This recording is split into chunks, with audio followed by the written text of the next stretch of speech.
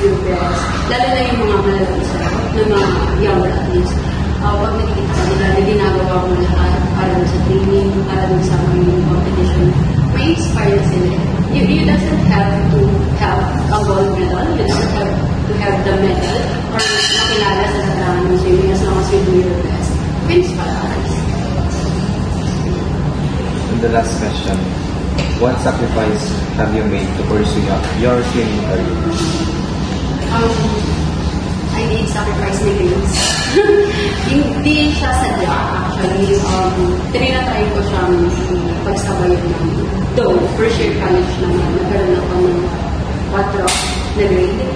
Kasi meron akong major exam na nang-lista. The reason, pumunta ako sa nationals para mag-ipag.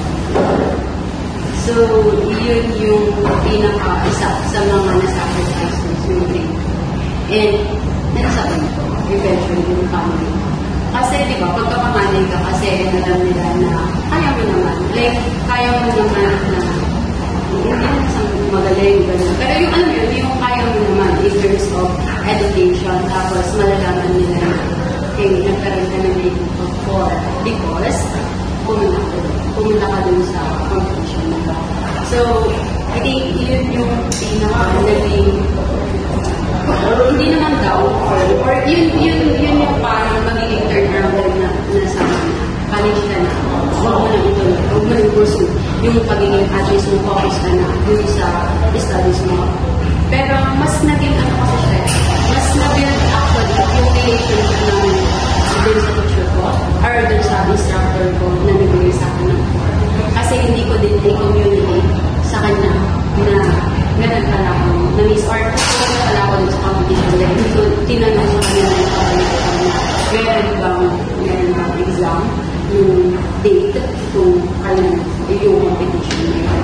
And, aside yung time ko, kasi, yun na naman, ludan naman ako sa competition no way na meron ang competition. So, minsan kasi pag may goal, parang you have to sacrifice. Pero pwede naman siyang naiwasan if kaya mo i-manage yung time mo, kaya mo i-manage yung palagay ng student. Pero yun yung I think pinakamabigat na sacrifice ko in terms of student. Kasi grade future ko din yung nakasalalay. But first year yun, so natutok during the second year na hindi na lang ako basta pumupunta sa training, hindi na lang ako basta pumupunta sa competition without doing kung ano yung part ko rin as a student dun sa mga instructor. Kasi hindi ko pwede i-compromise yung parang magiging training kasi doon nakasalalay din kung ano yung mangyayari sa'yo in the future. Ano yung matututunan mo that end up na reality. So yun yung pinaka-major talaga na nasa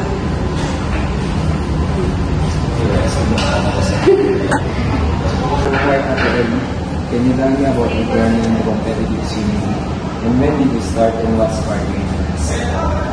Okay, so I started when I was 9 years old.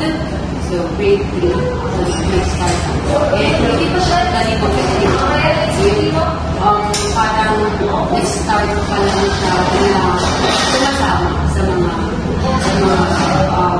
swimmer din dun sa elementary grade dun sa Matanaraan. And we are family of swimmers kasi. So yung mga pinsan ko, yung mga aunties ko, yung mga mas mailalim sa akin, numbers sa akin. So lahat kami ang start ng swimming. So yung sa interest doon is, I look up to them. Kasi parang, ang ganda kasi ng Gara pagka, swimmer siya, nasa ako swimmer ako. So, doon siya nag-start, doon sa pagiging swimmer. Siguro kaya din naging swimmer kami kasi nasa tabi mo. So, wala kami ginawa pang ako kundi lumangon lang sa dagat. Then eventually, turn it to, hindi naman siya profession, pero naging sports na namin siya with the help of our coaches. So, doon na-start yung pagiging interesado doon sa swimming. And then,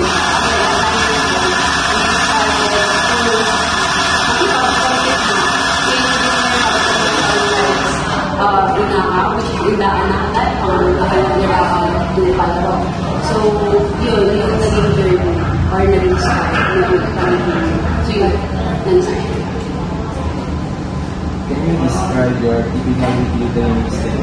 And what does a typical day look like? Okay, so weekly, hindi ko na siya kung talaga masyadong matandaan kasi daily, mostly daily kasi pag-work. So, pagka-weekly. So, yung typical day namin, we wake up at 4 a.m. and then 1 hour and 30 minutes with the laundry day, then sasalaw sa tubig.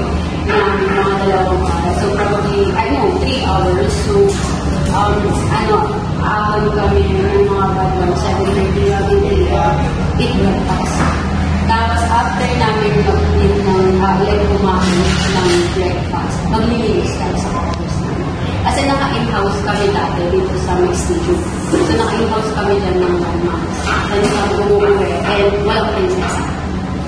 Kung athlete ka, pantay-pantay lahat kayo. Mayaman ka man outside the pool or hindi. Kung ano yung disiplina din sa in-house, yun lang. So, after ng breakfast, pupunta sa quarters, maglilinis, magmamakap, magwawalis ka. So, gagawin mo lahat ng chores. And then, after that, mag-lunch na. Minsan kasi hindi din kami nagbabal lang na kasi para pagod na during after, di ba after din maggagawa ka pa ng chores dun sa quarters ninyo.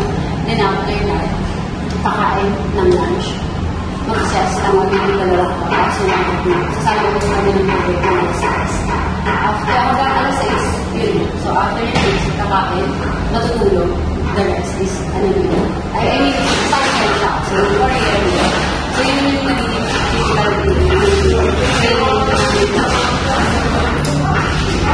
Can you share your experience sa Omega competitions and what were the siguro pinaka-mas maaaraw ako na lang is yung college na ako. So, ang pinaka-major ng competition na is yung last year na mag-miss ko ako. Last year ko na mag-compete sa college or represent yung college kung saan ako nag-aaral niyo. And yun kasi is parang ang goal ko din. So, pumunta na national, magpameta sa national. So, siguro ang naging challenge, meron akong pressure na pinupun sa sarili ko. And this will be my last year. I gave it a shot kasi siguro na first year ako hanggang third year ako ang naging national. Well, pinaka-mas is the second and the fourth. Kasi pag second ka, hindi na lang mag-goal ka rin. And then pagka-part ka naman, konti-konti na lang, akit ka na sa podium. Pero hindi ka pa rin.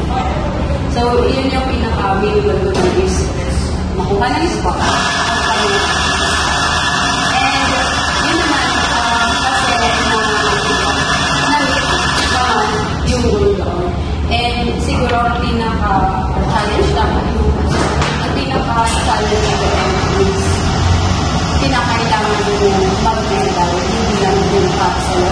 Kasi in-aim yun ng team members mo kasi last year na din nila. Kasi meron, sa TV kasi meron kami individual defense and meron din universe which is the relay. So, nagpa-powerhouse kasi kami din sa relay. Kasi gusto namin makakuha ng medal.